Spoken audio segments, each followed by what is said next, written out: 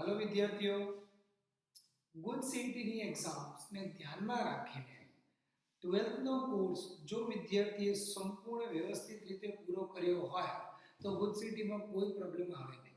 બીજી એક વસ્તુ, જો કમ્પેર કરીએ ગુડ સીઈટી, નીટ અને જેઈ, જો આ બેની સાથે ગુડ સીઈટીને કમ્પેર કરીએ તો good CET is easiest exams આ ત્રણેયની સરખામણીમાં. The reason 40 question subject wise કરું છું. જો ફિઝિક્સમાં 40 પ્રશ્નો હોય, કેમિસ્ટ્રી મેથ્સમાં હોય તો આ 40 પ્રશ્નોને આપણે એક ગુણની દૃષ્ટિએ જોઈએ તો કઈ રીતના કયા લેવલ સુધી હોઈ શકે. હવે ચેપ્ટર 1 ની વાત કરતા હોય, ચેપ્ટર 1, તો વધારેથી વધારે કોમ્પ્લિકેટેડ ક્વેશ્ચન જે હશે એ દિશા અને પરિણામી મૂલ્ય માટેના હશે. વિદ્યાર્થીઓ, આપણે જે ઓલરેડી ગુજસીટીના જે મોડ્યુલ્સ તમને આપ્યા છે દરેક ચેપ્ટર દીઠ અત્યાર સુધી ચેપ્ટર 1 અને ચેપ્ટર 2 આ બંને માટે આપણે 40 પ્રશ્નો આપ્યા છે. એમાં ગુજસીટી લેવલના તો પ્રશ્નો ખરા જ, પણ એની સાથે સાથે થોડું કોમ્પિટિટિવ લેવલ પણ આપણે ઇન્ક્રીઝ કર્યું છે. હવે આ કોમ્પિટિટિવ લેવલ ઇન્ક્રીઝ કરવાનું કારણ શું છે કે વિદ્યાર્થીઓ ગુજસીટીની સાથે સાથે બીજા પણ કોમ્પિટિટિવ લેવલ એક્ઝામ્સ ક્રેક કરી શકે. જો કદાચ ગુજસીટીમાં પણ કદાચ પેપર હાર્ડથી હાર્ડ બને તો પણ એ દાખલા આપણે કવર કર્યા છે. બીજી એક વસ્તુ વિદ્યાર્થીઓ, ખાસ કરીને કોન્સેપ્ટ બેઝ જવાબો હોવા જોઈએ. એમસીક્યુ પેટર્ન એટલે don't go through the process. આપણે પદ્ધતિ પર ધ્યાન આપવાનું જ નહીં. હવે જે સોલ્યુશન્સ કઈ રીતે ને ઝડપથી કઈ રીતે ગણતરી કરી શકાય એ અગત્યનું છે. હું ફર્સ્ટ ચેપ્ટરની વાત કરું, વિદ્યુત ક્ષેત્ર અને વિદ્યુત ભારો માટે, એટલે વિદ્યુત ભારો અને વિદ્યુત ક્ષેત્રો. એમાં ખાસ કરીને કુલમ્બના નિયમમાં જે અચળાંક જે છે, કુલમ્બીય અચળાંક, એનો એસઆઈ એકમ, એનો પારિમાણિક સૂત્ર, એની સાથે સાથે એપ્સિલોન 0 નો એટલે એસઆઈ એકમ અને એપ્સિલોન 0 નો પારિમાણિક સૂત્ર, એ આપણને ખબર છે કે બીજાના વ્યસ્ત પ્રમાણમાં હોય છે. એકદમ સિમ્પલ. હવે જો ગુજસીટીની વાત કરીએ ફર્સ્ટ ચેપ્ટરની, તો F k q² r².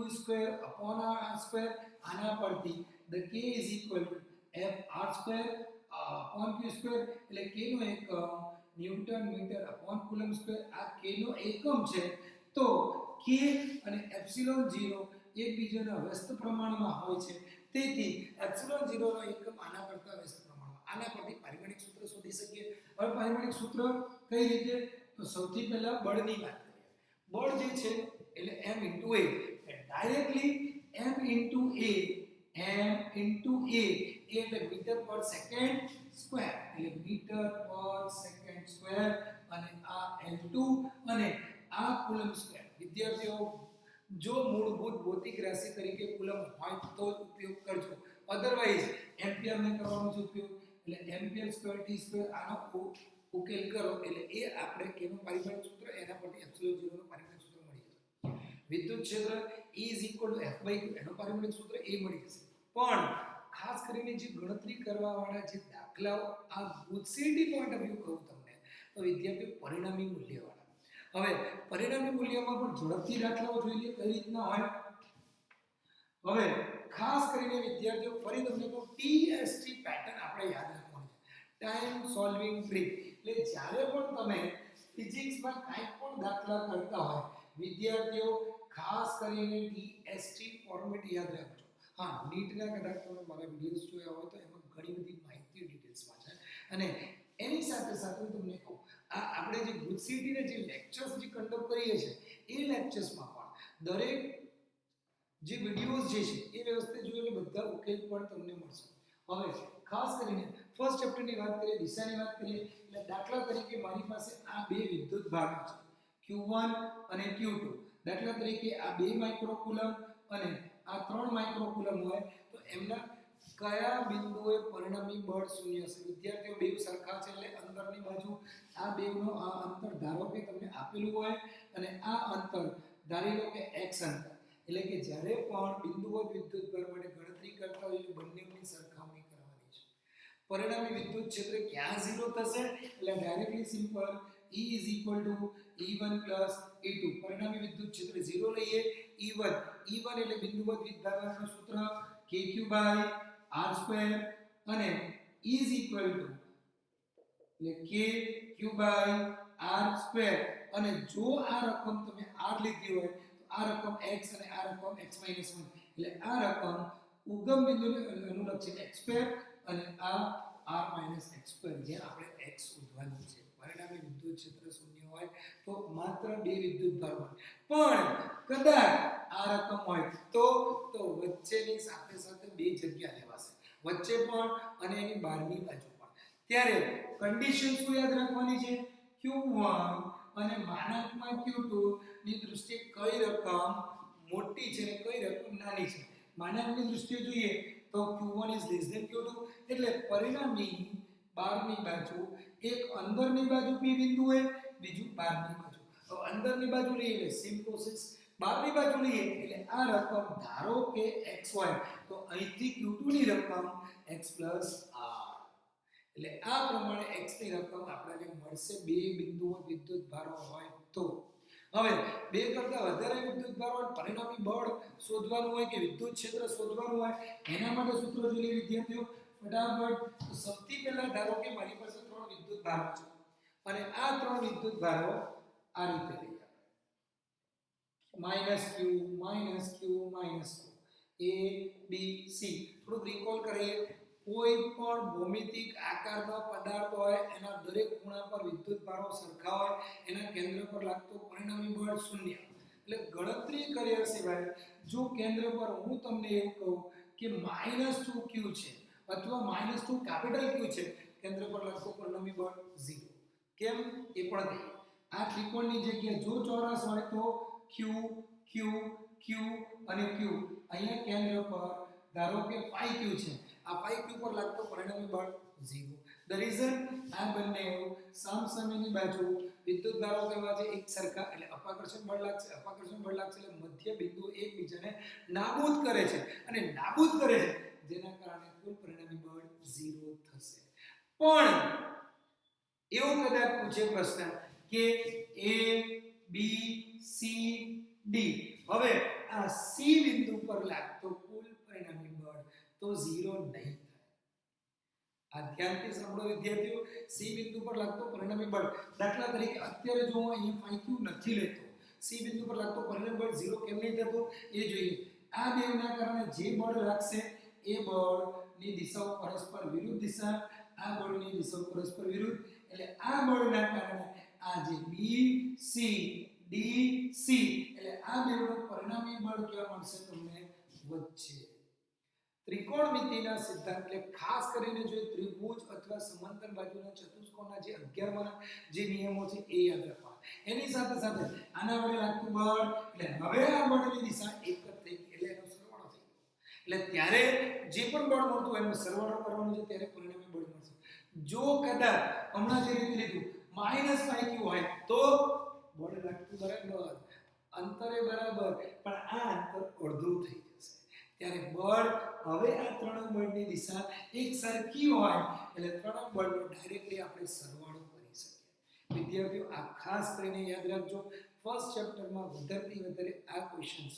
બીજા બાકી બધા ફોર્મ્યુલા તમને ખબર છે. Lambda q/l, sigma q/a, rho q/v. આનો વિદ્યુત ભારોનું વિતરણ હોય ત્યારે એ યાદ રાખજો. બાકી ગાઉસના ઉપયોગોમાં પણ પ્રથમ ઉપયોગમાં જે NCERT ટેક્સ્ટબુકમાં ચેપ્ટર કરતા થોડુંક વધારાનું છે એ યાદ રાખજો. ખાસ કરીને જો સૂત્રની વાત કરીએ E = 2k λ/r. આ સૂત્ર જે છે એ ડાયરેક્ટલી ઉપયોગ આપણે કરી શકાય. હકીકતમાં ટેક્સ્ટબુક મુજબ E = અહીંયા λ/2πε0 / એટલે આ સૂત્રનો ડાયરેક્ટ ઉપયોગ કરી શકાય આપણે. હવે આ સૂત્રનો ડાયરેક્ટ ઉપયોગ પણ ક્યારે થાય એ પણ તમને કહું. જો મારી પાસે એક અંતરે r અંતરે q1 હોય અને બીજા r2 અંતરે q2 હોય તો આમના કારણે જ્યારે પણ મારે વિદ્યુત ક્ષેત્ર શોધવાનું હોય એટલે અંતરને અનુલક્ષીને જ્યારે પણ લેવાનું હોય ત્યારે આ સૂત્રનો ઉપયોગ કરીએ છીએ. વિદ્યાર્થીઓ ખાસ કરીને તમને કહું, જે પણ યુનિવર્સિટીના જે મોડ્યુલ્સ વાળા જે તમને અસાઇનમેન્ટ મૂક્યા છે એમાં જો ડાઉટ હોય કોઈ પણ પર્ટિક્યુલર ક્વેશ્ચન્સમાં તો એ પણ તમે મેસેજ થ્રુ જણાવજો તો એમનું તમને સ્પષ્ટીકરણ અથવા એનું વ્યવસ્થિત સોલ્યુશન પણ ફરી મોકલવામાં આવશે. અત્યારે યુનિવર્સિટીમાં ટાઈમ ડ્યુરેશન ગવર્મેન્ટના નિયમ પ્રમાણે બહુ ઓછું આને કારણે આપણે થોડું ફાસ્ટ ફોરવર્ડમાં જઈ રહ્યા છે. ઓકે, એટલે ફર્સ્ટ ચેપ્ટર વિદ્યુત ક્ષેત્ર એટલે કે વિદ્યુત ક્ષેત્ર, પરિણામી વિદ્યુત ક્ષેત્ર, વિદ્યુત બળ, કુલંબીય બળ અને ગાઉસના ઉપયોગ આના રિલેટેડ ન્યુમેરિકલ્સના દાખલાઓ કરવાના જ.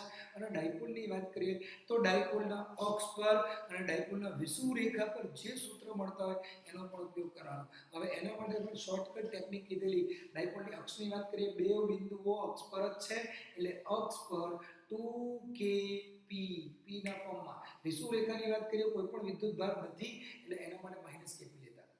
એટલે ફર્સ્ટ ચેપ્ટરમાં આટલું. હવે સેકન્ડ ચેપ્ટરની વાત કરું વિદ્યાર્થીઓ તો સેકન્ડ ચેપ્ટરમાં કેપેસિટર રિલેટેડ ન્યુમેરિકલ્સ અને કોન્સેપ્ટ યાદ રાખજો. હવે ખાસ કરીને આવા ન્યુમેરિકલ્સ માટે જો આપણે ઓલરેડી જે ક્વેશ્ચન્સ બેંકમાં પણ ન્યુમેરિકલ્સ જે છે એમાં ક્યારે પણ કુલમ્બનો નિયમ જે હોય એના સમજૂતી પરથી બીજા ચેપ્ટરના દાખલાઓ પણ છે. પણ બીજા ચેપ્ટરના દાખલાઓમાં ખાસ કરીને યાદ રાખો વિદ્યાર્થીઓ, જે ઓલરેડી આપણે ત્રીજા ચેપ્ટરમાં ઓહ્મ્સનો નિયમનો ઉપયોગ કરીએ છીએ ને એની એ જ વસ્તુ બીજા ચેપ્ટરમાં કોન્સેપ્ટ માટે પણ વાપરવાની છે ગુજસીટીની દૃષ્ટિએ. દાખલા તરીકે ઓલરેડી આપણે એસાઇનમેન્ટ 2 ચેપ્ટર 2 ની વાત કરીએ, ઓલરેડી ક્વેશ્ચન્સ એવો છે કે 4 માઇક્રોફેરાડેના કેપેસિટરનો એક તમને આકૃતિ આપેલી છે. હવે આ 4 માઇક્રોફેરાડેનું કેપેસિટર છે અને બેટરીનો આંતરિક અવરોધ પણ જો તમને આપેલો હોય તો પ્લેટો પરનો વિદ્યુત ભાર કેટલો હશે? વિદ્યાર્થીઓ ખાસ કરીને જોજો. એક કેપેસિટર છે, એ કેપેસિટરના બાહ્ય અવરોધ સાથે જોડાણ કરવામાં આવ્યું અને એની સાથે સાથે બેટરી પર જોડાણ કરવામાં આવે ત્યારે આપણે કેપેસિટર પરનો વિદ્યુત ભાર શોધવાનો છે. ફર્સ્ટ કોન્સેપ્ટ બેટરી છે એટલે કેપેસિટર ચાર્જ કેપેસિટર છે એટલે વિદ્યુત ભારિત કેપેસિટર છે એટલે એમાં વિદ્યુત ભાર તો મળશે જ. હવે આવા દાખલાઓ માટે ખાસ કરીને વિદ્યાર્થીઓ એની પણ સમજૂતી કહીએ તમને. દાખલા તરીકે કેપેસિટર, અવરોધ, બેટરી, એ અવરોધ અને એની સાથે સાથે આ રીતની સર્કિટ તમને આપેલી છે. Okay, capacitor, battery, positive, negative. આના માટે યાદ રાખજો વિદ્યુત પ્રવાહની દિશા આપણને ખબર છે પોઝિટિવ ટુ નેગેટિવ થઈ જાય. સૌથી પહેલી સમજૂતી આપણે વિદ્યુત પ્રવાહ શોધવાનો છે. હવે એમાં પણ ડીસી બેટરી અને એસી હોય. ડીસી એટલે ડાયરેક્ટ કરંટ એટલે કે ટર્મિનલ્સ ફિક્સ જ હશે. આવી કાંઈ બેટરી દેખાતી હોય that is known as a DC battery. હવે ડીસી બેટરીમાં સૌથી પહેલા આંતરિક અવરોધનું પણ મૂલ્ય હોય એટલે ઓહ્મના નિયમ મુજબ આપણે I V/R but the total R કુલ અવરોધ, બાહ્ય અવરોધ અને આંતરિક અવરોધનો સરવાળો. એટલે એના પરથી વિદ્યુત પ્રવાહ મળી જશે. જો વિદ્યુત પ્રવાહ મળતું હોય તો આપેલા અવરોધમાંથી જે પસાર થતો હોય બે છેડા વચ્ચેનો વિદ્યુત સ્થિતિમાનનો તફાવત શોધી શકીએ. હવે વિદ્યુત સ્થિતિમાનના તફાવતની વાત કરતા હોઈએ એટલે V/I/R ના સમીકરણ પરથી આપણે વિદ્યુત સ્થિતિમાનનો તફાવત શોધી શકાય. બસ હવે વિદ્યુત સ્થિતિમાન છે, કેપેસિટર છે અને કેપેસિટરનું કેપેસિટન્સ પણ 4 માઇક્રોફેરાડે આપેલું છે. તો વિદ્યુત ભાર માટે Q C * V. C ની રકમ છે જ, V ની રકમ જે આવે મલ્ટીપ્લાય કરો એટલે ડાયરેક્ટલી આપણને એ કેપેસિટર પરનો વિદ્યુત ભાર. વિદ્યાર્થીઓ સ્ટેપ જો હાર્ડલી 1 થી 1.5 મિનિટમાં સોલ્યુશન્સ આવવું જોઈએ. બીજા ચેપ્ટરની વાત કરીએ થિયોરેટિકલ ક્વેશ્ચન્સ ઘણા બધા હશે. આ થિયોરેટિકલ ક્વેશ્ચન્સની વાત કરીએ કે બેઝિક જે કોન્સેપ્ટ આપણે વાત કરીએ છીએ એના પર આધારિત હશે. દાખલા તરીકે વાત કરીએ આપણે કોઈ પણ બિંદુઓ વિદ્યુત ભાર છે અને એને અનુલક્ષીને Q1 બીજો વિદ્યુત ભાર છે, એની સ્થિતિ ઊર્જા શોધવાની છે તો U = Q * V. જો V ની રકમ બિંદુઓ વિદ્યુત ભાર હોય તો KQ/R અથવા એના પરથી થિયોરેટિકલ ક્વેશ્ચન્સ ઘણા બધા બની શકે છે. એ આપણે યાદ રાખવાના છે. વિદ્યાર્થીઓ કેપેસિટરમાં ડાઇલેક્ટ્રિકમાં કેપેસિટરમાં ડાઇલેક્ટ્રિક ઉમેરવામાં આવે આવા દાખલા અમુક જોઈએ જે ટેક્સ્ટ બુકમાં પણ નથી અને એની સાથે સાથે આપણે ખાસ કરીને સમાંતર પ્લેટ કેપેસિટર પણ જોઈએ. હવે જો સમાંતર પ્લેટ કેપેસિટરની વાત કરતો હોઉં તો વિદ્યાર્થીઓ સૌથી પહેલા ડાઇલેક્ટ્રિક વાળું જોઈએ આપણે. મારી પાસે આ બે પ્લેટ છે. આ પ્લેટ સમાંતર પ્લેટ કેપેસિટરની વાત કરીએ તો C = ε0 A/d. આ સમાંતર પ્લેટ કેપેસિટરનું કેપેસિટન્સ. પણ જો અહીંયા ત્રીજી પ્લેટ મૂકું તો હંમેશા યાદ રાખજો વિદ્યાર્થીઓ બે પ્લેટોની વચ્ચે કોઈ પણ રીતે જો ત્રીજી પ્લેટ મૂકવામાં આવે તો બનતા બે કેપેસિટર હંમેશા શ્રેણી જોડાણમાં જ હોય. એટલે આ C1 આ C2 હવે આ બંને શ્રેણી જોડાણ. આની જગ્યાએ જો હું આ રીતે કરું, આ બે પ્લેટો છે અને આ વચ્ચે એક પ્લેટ મૂકી તો પણ C1 અને C2 શ્રેણી જોડાણમાં જ કહેવાશે. હવે આના માટે જો અહીંયા ડાઇલેક્ટ્રિક K1 લઉં, અહીંયા ડાઇલેક્ટ્રિક K2 લઉં. વિદ્યાર્થીઓ ઓલરેડી સેકન્ડ એસાઇનમેન્ટમાં આવા ક્વેશ્ચન્સ છે. હવે મારે K નું મૂલ્ય શોધવાનું હોય તો અસરકારક કેપેસિટન્સ શોધવાનું હોય તો કઈ રીતે? સૌથી પહેલા બંને શ્રેણી જોડાણમાં છે એટલે 1/C = 1/C1 1/C2 એટલે C1 + C2 C1 * C2 એટલે C = C1 * C2 અને C1 + C2. વિદ્યાર્થીઓ ખાસ કરીને સૂત્ર જુઓ અને આ C ની જગ્યાએ ε0A/d પણ ફરી યાદ કરીએ. આપણે જ્યારે પણ અસરકારક કેપેસિટન્સની વાત કરતા હોઈએ એટલે ત્યારે C' = K * C. આના પરથી K1 ε0A/d. કેમ કે સમાંતર પ્લેટ કેપેસિટરનું સૂત્ર છે. આ જ રકમ આપણે C1 C2 C1 + C2 માં મૂકો એટલે જે પણ મળશે અસરકારક કેપેસિટન્સ.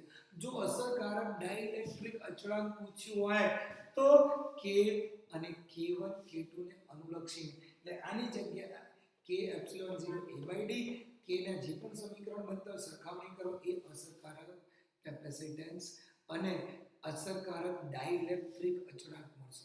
હવે આવા કેપેસિટરના જોડાણ માટે એક બીજી ટેકનિક શીખવાડું. ધારો કે મારી પાસે આ બે કેપેસિટર હોય, અહીંયા એક પ્લેટ મૂકી દીધી એટલે આ C3 અને આની જગ્યાએ આ C2 છે, અહીંયા એક પ્લેટ મૂકી દીધી. આ K2 અને આ C3 અને આ K3. હવે ધ્યાન દેજો, આ બંને સૌથી પહેલા સમાંતર જોડાણ, પછી જે બને શ્રેણી જોડાણ સેમ. આ બે સમાંતર જોડાણ, પછી જે બને શ્રેણી જોડાણ. હવે આના માટે પણ એક ટેકનિક બીજી પણ લઈ. ધારો કે પ્લેટ અહીંયા મૂકવા હોય અને આ પ્લેટને નામ આપી દઈએ C4. સૌથી પહેલા સમાંતર જોડાણ, પછી 3 શ્રેણી જોડાણ. એ પણ કરીએ. દાખલા તરીકે અહીંયા એક C5 મૂકો. આ બે સમાંતર જોડાણ અને પછી 3 શ્રેણી જોડાણ. આના કરતા વધારે કોમ્પ્લિકેટેડ ક્વેશ્ચન્સ ડાઇલેક્ટ્રિક અચળાંકના પોસિબલ નથી. હવે આ કેપેસિટરની વાત કરીએ અને આવા જ આકૃતિવાળા કેપેસિટરના અમુક દાખલાઓ જોઈ લઈએ વિદ્યાર્થીઓ.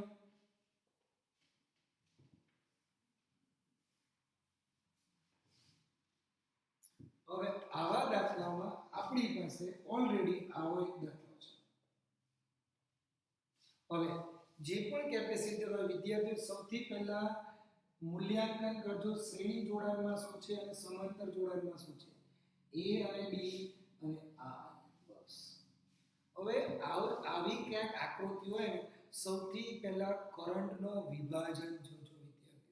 જો કરંટનો વિભાજન થાય ને એના પરથી આપણે એકદમ સ્પષ્ટીકરણ રીતે એનું સમાંતર છે કે શ્રેણી જોડાણ એ નિર્ધારિત કરી શકાય.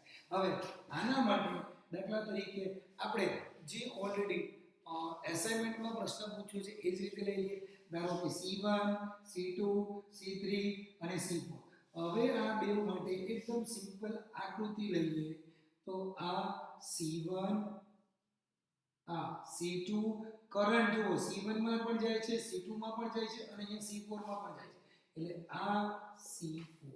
હવે C1 અને C2 એકબીજા સાથે જોડાયેલા છે અને એની સાથે C3 જોડાયેલો છે. આ C3 અને આ C4. એકદમ સિમ્પલ ફોર્મેટમાં C1 અને C2 સમાંતર, પછી આ બે શ્રેણી, પછી સમાંતર. આના પરથી અસરકારક કેપેસિટન્સનું મૂલ્ય ડાયરેક્ટ મળી જાય છે વિદ્યાર્થીઓ. કેલ્ક્યુલેશન્સ માં વધારે ટાઈમ ખરાબ કર્યા વગર અહીંથી ડાયરેક્ટ વેલ્યુઝ આપણે શોધી શકાય છે, ડાયરેક્ટ મૂલ્ય મળી શકાય છે. હવે આની સાથે સાથે આવા કેપેસિટન્સમાં ખાસ કરીને કેપેસિટરના જે પણ આકૃતિ હોય સૌથી પહેલા વિદ્યાર્થીઓ જોજો સિમ્પલ ફોર્મેશન્સ કઈ રીતે થાય છે. A અને B ધ્યાનથી જુઓ. આ જે આકૃતિ છે ઓલરેડી વિસ્ટન બ્રિજને અનુલક્ષીને મળે છે. આ બેની અંદર આ બે પર એટલે આને સિમ્પલ ફોર્મેટમાં જોઈએ તો વિદ્યાર્થીઓ આ રીતે આકૃતિ છે. હવે જો આ બંનેનો ગુણોત્તર સરખો હોય તો આ કન્સિડર જ નહીં કરવાનું. કેમ? હવે આ કન્સિડર કેમ કે વિદ્યુત પ્રવાહનો વહન જ નહીં થતો. આ બેનો ગુણોત્તર અથવા એની સાથે સાથે આ બેનો ગુણોત્તર પણ સરખો હોય તો પણ વચ્ચેનું કન્સિડર નહીં કરવાનું. જો ગુણોત્તર સરખો ના હોય તો પછી આને કિર્ચોફના નિયમનો ઉપયોગ કરવાનો, જે ઓલરેડી ત્રીજા ચેપ્ટરમાં આપણી પાસે છે. હવે ત્રીજા ચેપ્ટર એટલે આ ભાગ 1 આ ભાગ 2 અહીંયા કિર્ચોફના સમીકરણ 1 અને 2 માં જે મળે એ સમીકરણની સરખામણી કરો એટલે આપણે ઓલરેડી જે પણ મૂલ્ય કેપેસિટીનું શોધવાનો એ શોધી શકાય. સેમ ક્વેશ્ચન ત્રીજા ચેપ્ટરમાં અવરોધ માટે પણ આવા પ્રશ્નો છે એટલે એના માટે પણ આપણે આ કરી શકીએ. બીજી વસ્તુ યાદ રાખો કે વિદ્યુત ક્ષેત્ર અને વિદ્યુત સ્થિતિમાનના જેટલા પણ પ્રશ્નો હોય, દાખલા તરીકે બીજા ચેપ્ટરની વાત કરીએ આપણે વિદ્યુત ડાયપોલનો વિદ્યુત સ્થિતિમાન. હવે એક વસ્તુ જે રીતે વિદ્યુત ક્ષેત્ર ફર્સ્ટ ચેપ્ટરમાં લેતા હતા એ જ રીતે સેકન્ડ ચેપ્ટરમાં આપણે ખાસ કરીને યાદ રાખો વિદ્યાર્થીઓ, અક્ષ અને વિષુવરેખા પર વિદ્યુત સ્થિતિમાન અને ડાયપોલની સ્થિતિ ઊર્જા એનો સમીકરણ -P.E. સમાંતર પ્લેટ કેપેસિટરની ઓલરેડી ટેક્સ્ટબુક મુજબ જે ફોર્મેશન છે એ તો કરવાના આપણે છે જ. હવે સૌથી અગત્યની વસ્તુ, આ વિડિયોના માધ્યમથી આપણે ફોર્મેશન્સ બતાવીએ છીએ. આપણે બધા જ દાખલાઓનું સોલ્યુશન પોસિબલ નથી, પણ અમને એવી આશા છે કે જેટલા પ્રશ્નો છે કે તમે સારી રીતે કરશો. એમાં પણ જો પ્રોબ્લેમ આવે, ઓલરેડી તમારી સાથે લાઈવ લેક્ચર્સ તો છે જ, એમાં પણ જે તે દાખલામાં ચેપ્ટર 1 હોય કે 2 હોય એનું પણ સોલ્યુશન કરીશું. એની સાથે સાથે વિદ્યાર્થીઓ જો કોઈ દાખલા ઝડપથી તમે કરતા હોય તો તમે મેસેજ થ્રુ પણ એ જાણી શકો છો. ઓકે, ઓલરેડી જીએસીબી ના જે કન્ટેન્ટ જે મટીરીયલ જે છે એના આધારે જ આપણે ગુજસીટીનું પેપર બનશે. એટલે ફર્સ્ટ પ્રાયોરિટી ટેક્સ્ટુઅલ ચોપડી બેઝ જ પ્રશ્નો આપણે ફર્સ્ટ પ્રાયોરિટી રાખજો. હવે ખાસ કરીને આવા પ્રશ્નો માટે પણ આપણે ઓલરેડી આ તો જોઈ લીધા છે શ્રેણી અને સમાંતર. આના સિવાય સમાંતર પ્લેટ કેપેસિટીના પણ પ્રશ્નો હોય છે. હવે સમાંતર પ્લેટ કેપેસિટીના પ્રશ્નો કઈ રીતે તો જુઓ વિદ્યાર્થીઓ,